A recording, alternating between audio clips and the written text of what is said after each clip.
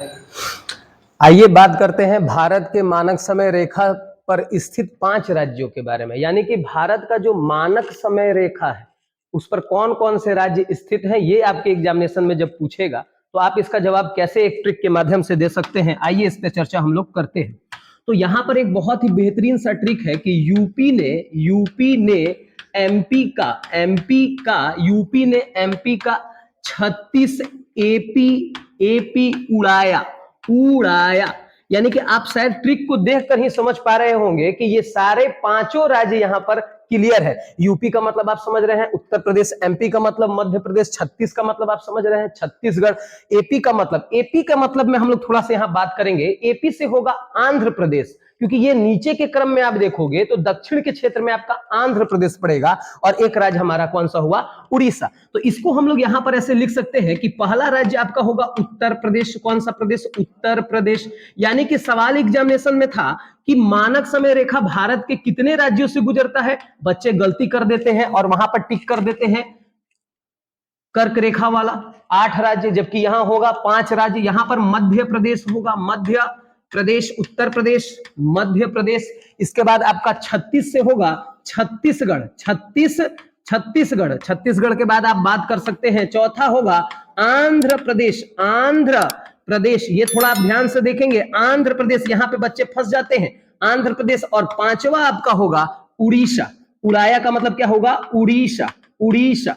यानी कि 5 राज्य आपके सामने हैं जो आपको भारत के मानक समय रेखा पर स्थित है। आगे जब हम लोग यहां पर बात करेंगे तो हम लोग बात करेंगे कि इस भारत के मानक समय रेखा को कब मान्यता दिया गया। तो हम लोग यहां पर देखते हैं कि 1 सितंबर, कब भैया, 1 सितंबर 1947 ईस्वी को मानक समय के रूप में मान्यता प्राप्त हुआ।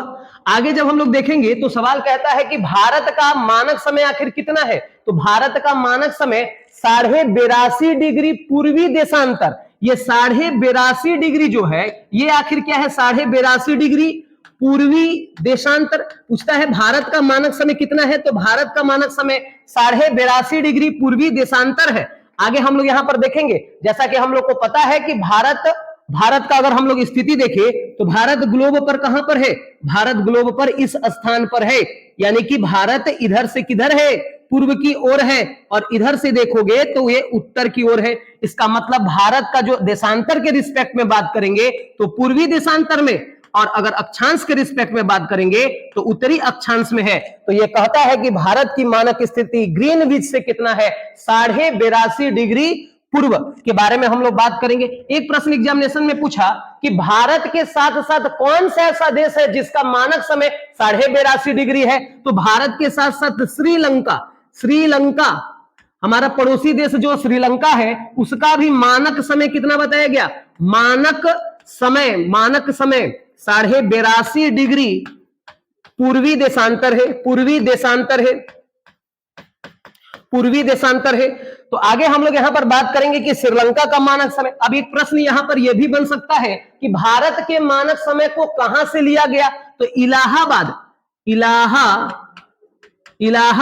के नैनी से, और कभी कभी एग्जामिनेशन में मिर्जापुर भी आंसर लेता है। तो भारत का मानक समय इलाहाबाद के नैनी से या फिर मिर्जापुर, जो आपको दे दे। सवाल एग्जामिनेशन में पिछला पूछा गया कि भारत का मानक समय रेखा और भारत का जो कर्क रेखा है वो एक दूसरे को कहां पर काटता है, इस बिंदु को पूछा। अगर राज्य पूछेगा तो छत्तीसगढ़। यानी कि कहता है कि कर्क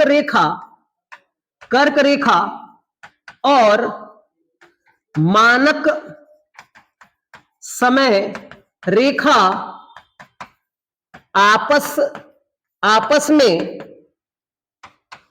मिलते हैं। कहां मिलते हैं भैया, तो ये मिलते हैं छत्तीसगढ़ के बारे में। छत्तीसगढ़, मेरा ये हो गया छत्तीसगढ़, मैं ऐसे ही लिखने लगा हूं। छत्तीसगढ़ के